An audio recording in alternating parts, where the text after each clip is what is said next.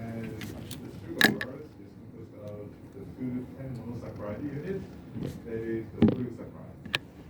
And the 10 is called polysaccharide. I don't know if that's super important or not, but the disaccharide monosaccharide should be. If you're talking about the very complicated sugar, the type of example for those is the cellulose and starch. You know that the glycogen, we already went through that one, the storage forms of the sugar. And the glucan, this is polysaccharide is a D-glucose monomer. And then the glucans is basically structures, the sugars can be used in the dextran. I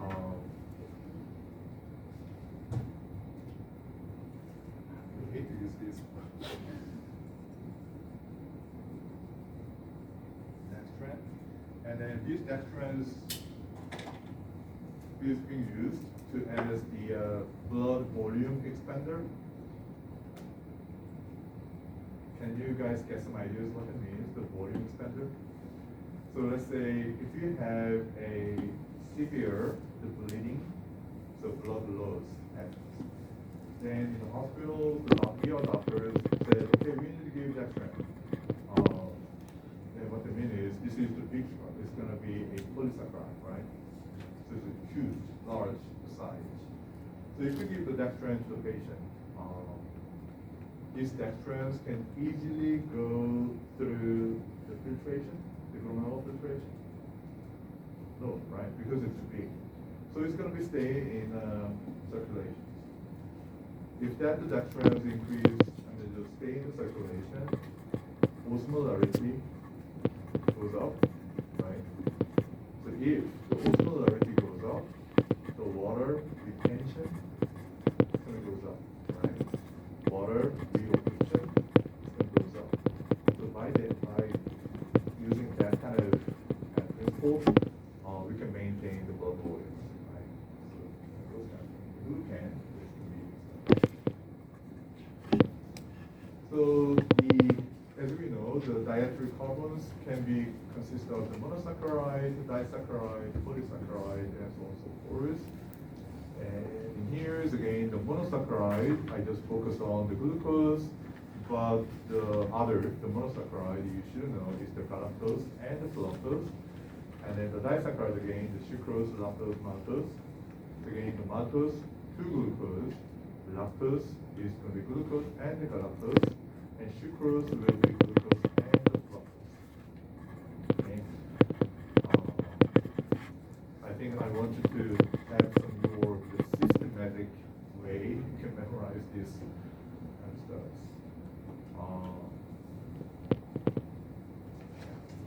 Okay.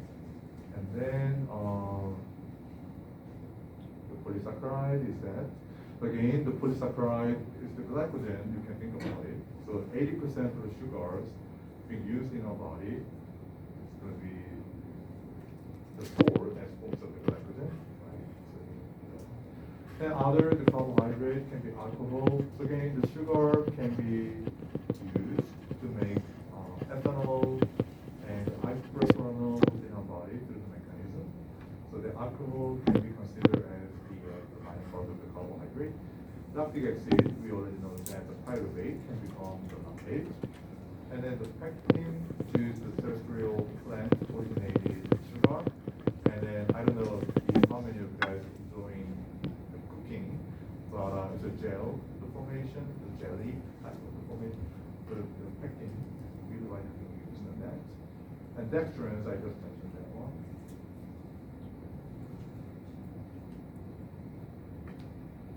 Okay.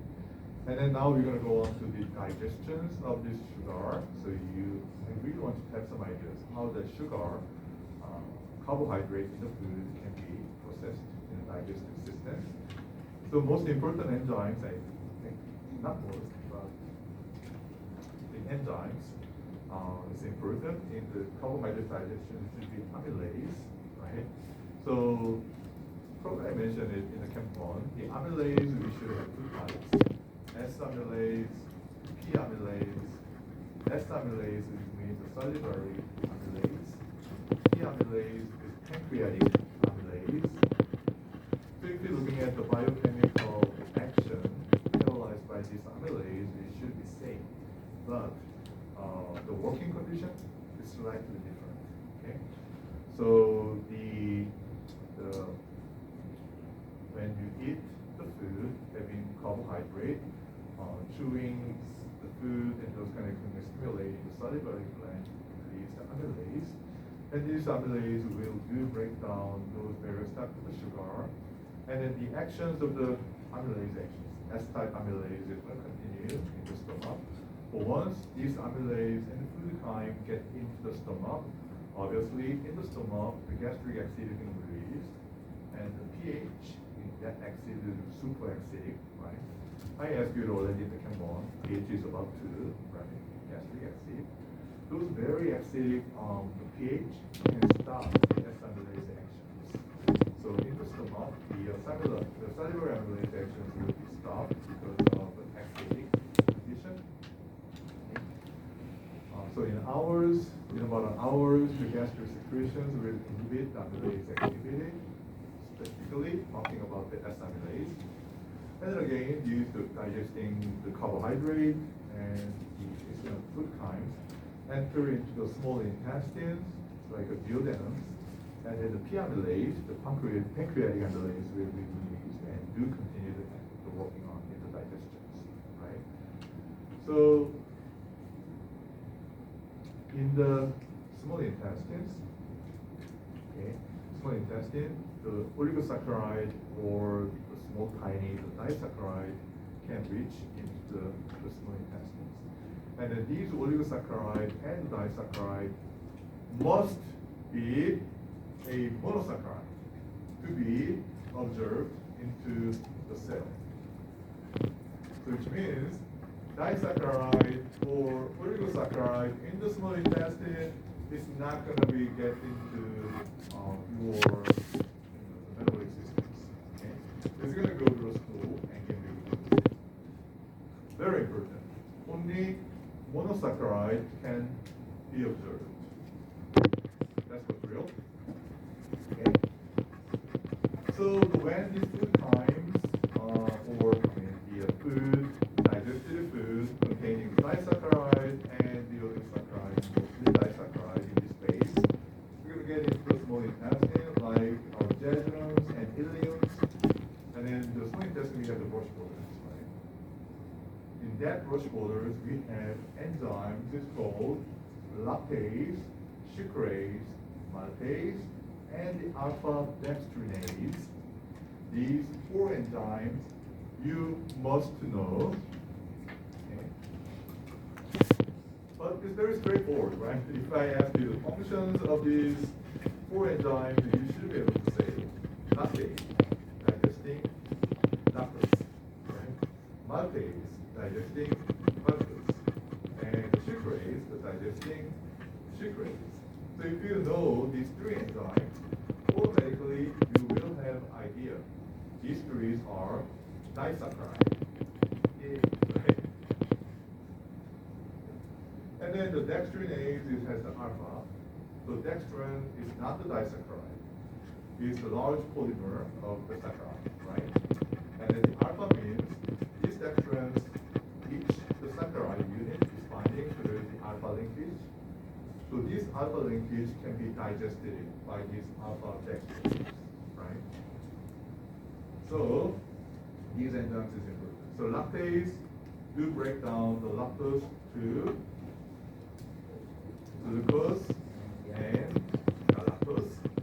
And then the sucrase is break down the sucrose to glucose and lactose. And then maltase again to break down the maltose to the 2 units of glucose. Right? Glucose.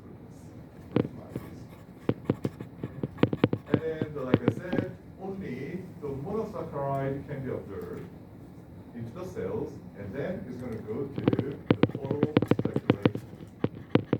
So in the Chem 1, I introduced what is the total circulation means, right? So once this sugar to get into the total circulation, where this monosaccharide is going to go? Where it's going to go? Liver, right? The portal circulation is the highway connecting the intestine and the liver, right? And what is the primary organs that do actions on the metabolism? Liver, right? So all these nutrients is going to go to the portal circulation, then it's going to go to the liver. So now we have the sugar, and then we need to know how those cells get into the cells again. So we're going to switch gear a little bit.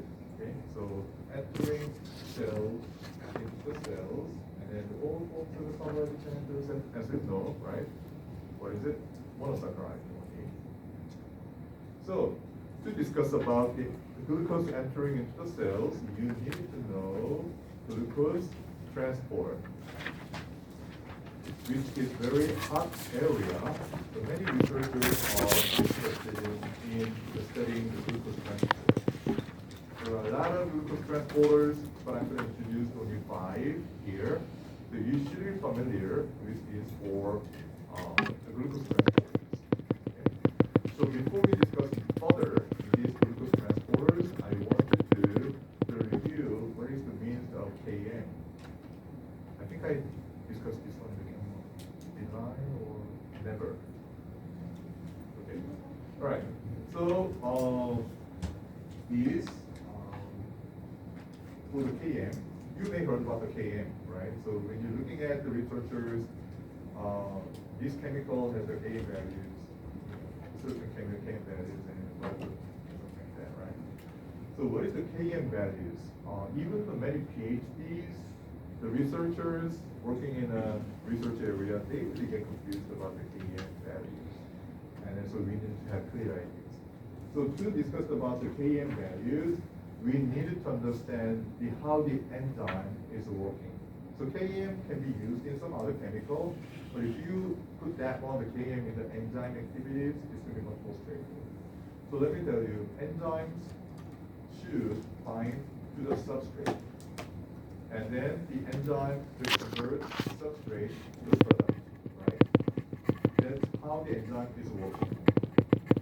So we needed to know how can these enzymes can do involved in the speed of the reaction.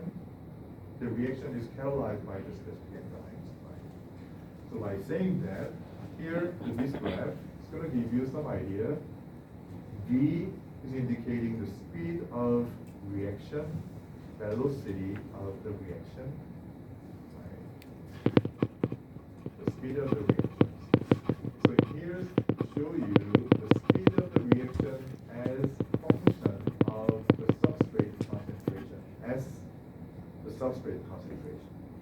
So as you can imagine, if you increase the substrate concentration here, substrate concentration goes up, then the speed of reaction is going to go up, right?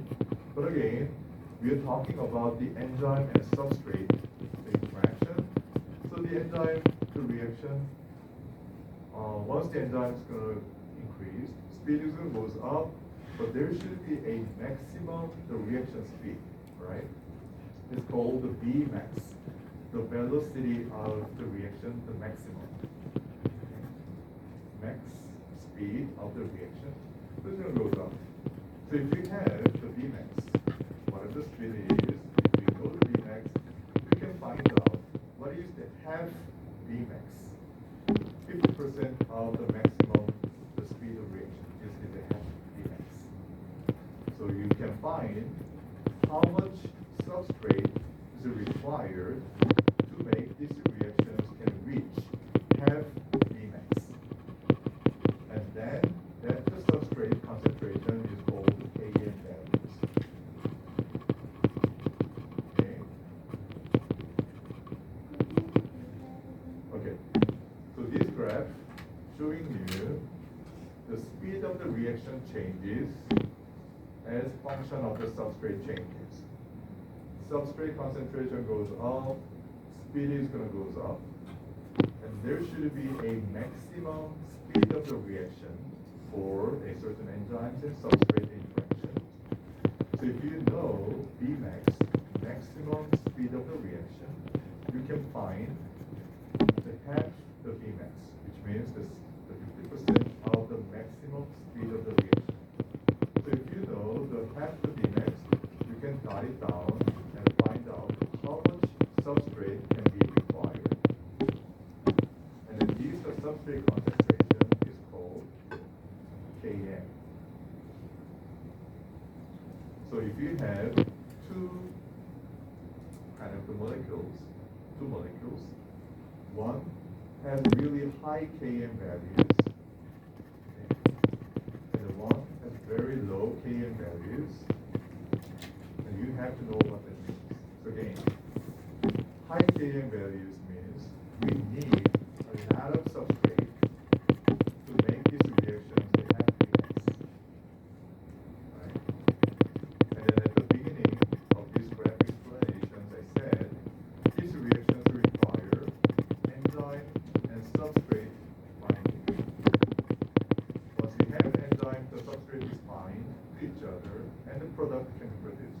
In other words, enzyme, substrate binding it, and then speed of the reactions can be decided. If you have the Km values really high, we have to have a lot of substrate to make this speed reach the half Vmax, which means affinity between the enzyme and substrate is low. Because this substrate and enzyme is not friendly, so they are not binding to each other well. In other words, affinity, enzymes, and the substrate is not very good. So you have to have a lot of substrate. So if you have the Km value is really low, enzyme and substrate is going to bind to each other immediately.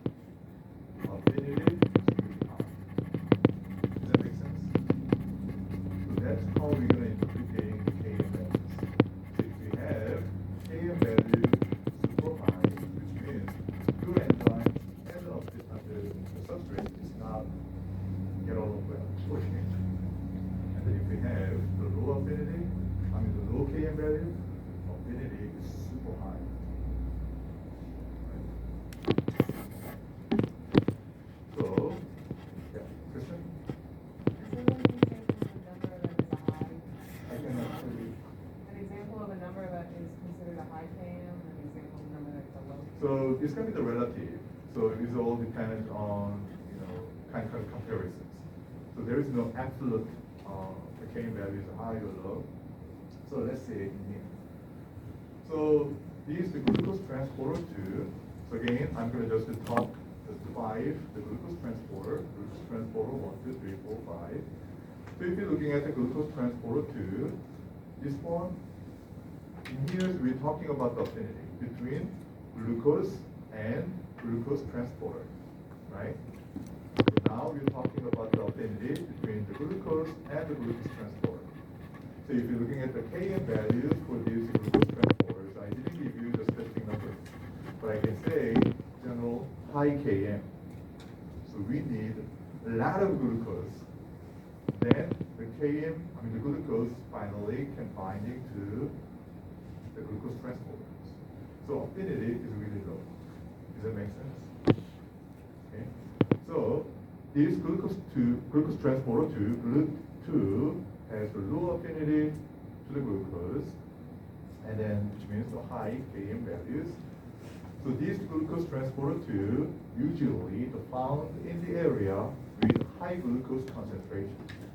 So when you have the cells, and then surrounding the cells, in general, we have a lot of glucose. Then the cells can express the glucose transporter 2. So a lot of glucose outside of the cells, because glucose transporters and glucose is not get along well each other. So the only limited glucose can get into the cells. Okay? That's what this means. And why this one is beneficial. So if you think about the diabetes mellitus patient, I told you glucose can be toxic, right?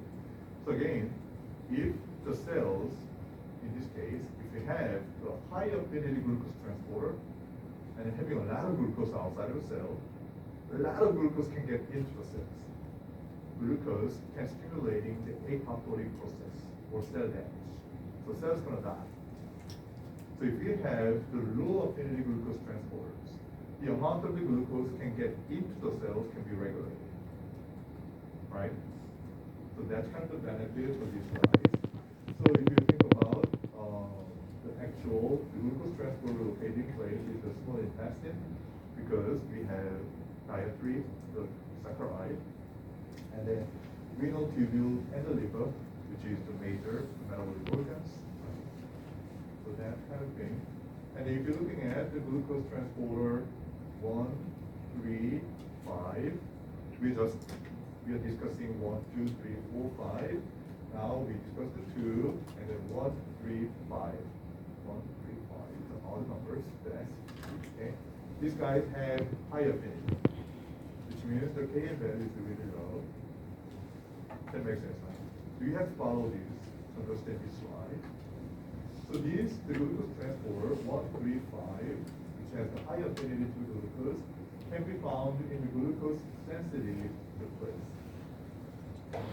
So that it's going to be usually the dependent cells, so like the brain and the RBCs. So again, it's a high affinity. So if you have the cells, very limited glucose is available. These cells need to take the glucose as much as possible. Because the transporters and glucose is high affinity, if there's a high glucose, it's not grabbing it and pushing into the cells. And then the cells in here is the brain. Brain only can use a glucose. That makes sense, right? And then the RBC is in here. That's kind of interesting cells. Does this RBC has the mitochondria? No, right? Which means fat cannot be used by the RBC. Fat, in the first slide, I said is undergoes the beta oxidation, and then acetyl-CoA can get into the TCA cycle, and the TCA cycles make NADH, and the mitochondria make ATP. But again, RBC, they don't have too much. So the RBC is 100% to rely on with the glycolytic acid. So the glucose is the only energy source for the RBC. So the RBC is just circulating it, and they have high affinity glucose transporter that they can take in and use it to make it. That makes sense, right? So again, GLUT2 is expressed in tissues, and the low affinity glucose, so that it prevents the amount of too much glucose getting into the cells. Here, the glucose transporter 1 to 5 is expressed in the cells requiring a lot of glucose. So it has a really high affinity. And if someone asks you, okay, so we have the brain cells, and then these brain cells only express the glucose 1, 3, 5, no glucose transport 2 at all. Is it correct? Tricky, right? If I put the questions like this, you can yell at me, for sure. But the answer is in reality, yes. Glucose transporter is also expressed in some other cells. So I'm saying in here, glucose transporter 2 mainly, the glucose transporter with the small intestine, renal tubules, and liver. But minor, the minimum amount of the other glucose transporters also can be expressed. So I'm talking about the major glucose transporter. Okay? So no absolute, this one is only. Okay? This is possible. And then the glucose transporter 4, this is the intermediate affinity glucose. So most of kind of the energy consuming cells, like muscle, tissues. So these are the glucose transporters. Any questions about this? So Km values, you have to understand that one. And this understanding these Km values, utilizing Km values in many research and textbook are large. Okay? So you have to understand how to interpret the Km values. I use the enzyme substrate as an example, but here you already get that idea. Glucose and the glucose transporters. And then the Km values can be used for a certain hormone receptor, those kind of bindings, right, interactions. Km values can be used.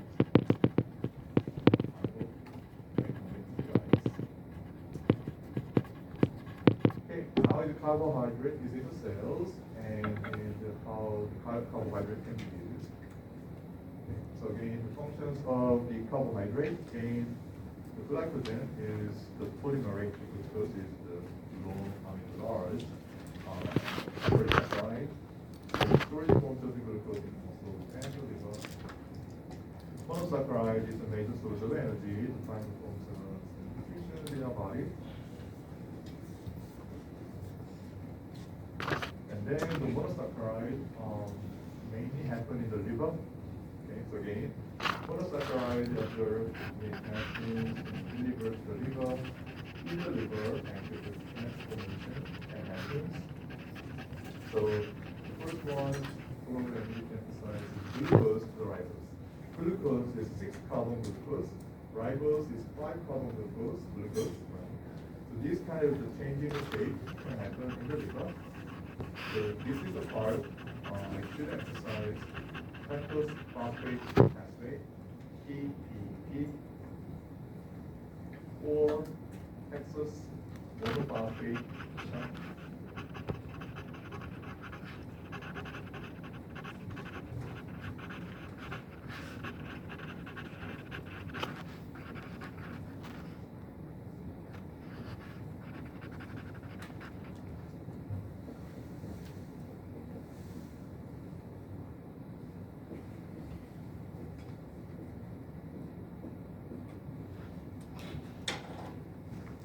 So why this one is important? If you're looking at the DNAs and RNAs, ribose nucleotide, RNA, deoxyribose nucleotide, DNA. So these, the glucose to ribose, this ribose can be used in the DNA RNA synthesis. That's super important. And then glucose can be oxidized or reduced into many forms. We have the mannitol and the glucuronic acid. I really want you to be familiar with this glucuronic acid. You can write down glucuronic acid several times in the paper. So in the later, when we have the liver, the lecture, we're going to discuss about the bilirubin metabolism. And then in that, the bilirubin metabolism, this glucuronic acid indeed is very important in clearing too much the bilirubins. So I want to be able to say that. And the mannitols, I said the mannose is a sugar, right? And then these mannose can become a alcoholic forms. Mannitol, the OL in here is indicating the sugar. So these guys is going to be important constituent in many parts of the body.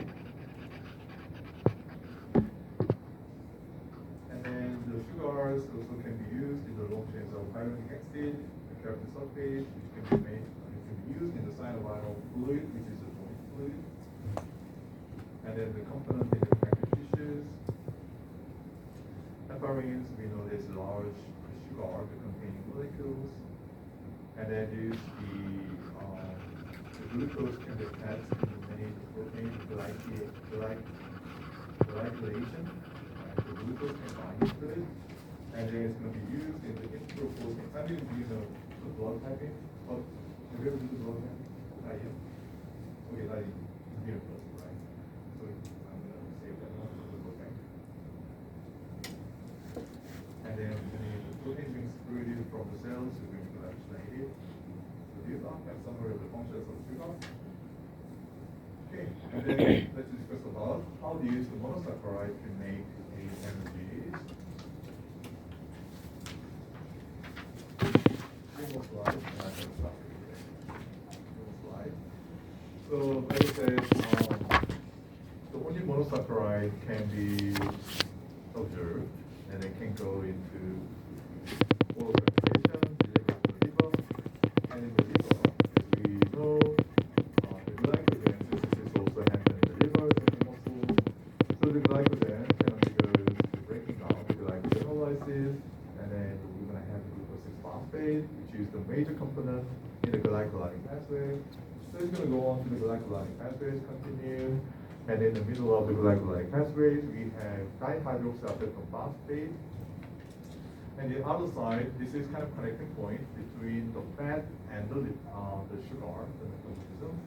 So the glycerol, which is the important, the part in something called the triglyceride, TG. If you do the regular checkups in doctor's office, sometimes the lipid profile contains the TG or neutral fat, the triglyceride. So the triglyceride is the glycerol and the three fatty acids attached. Okay. So the triglyceride can be digested into the glycerols and the fatty acids. And these glycerols actually can become the glycerol phosphate and can be used to become a dihydroxyl phosphate. So the fat can get into this part in the glucose metabolism. I'm going to emphasize more later on, so you don't have to memorize it this time. This is the major part. So again, like I said, lactate can be digested into the galactose and the glucose. Which enzyme? Lactase. And then these galactose can become a glucose phosphate, and the glucose directly get into the glucose phosphate through the phosphorylation. This galactose to the glucose phosphate will be very important. So we're going to discuss about it later more in pathological condition. And then again, the glucose phosphate, by detaching the glucose, it can become glucose. And then the next one is the maltose. Like I said, the maltose can be digested into two glucoses, right? So the maltose, which enzyme? Maltase. Right? And then the mannose, I didn't talk about it, but this is the monosaccharide. The sugar monomers, probably I can say this mannose can be metabolized and become the mannitol, the sugar, alcoholic forms of the sugar. And also this mannose can be used in the major glycosylation processes. So the mannitol can bind to the many proteins. But anyway, this mannose can directly go on to the fructose. This one is relatively less important. And then the sucrose, again, the glucose and the fructose. This fructose can directly go on to the fructose phosphate. Okay. And then the fructose also can be phosphorylated in the worst carbon position. And this one's going to go on to that, the many other parts. So these are like, so these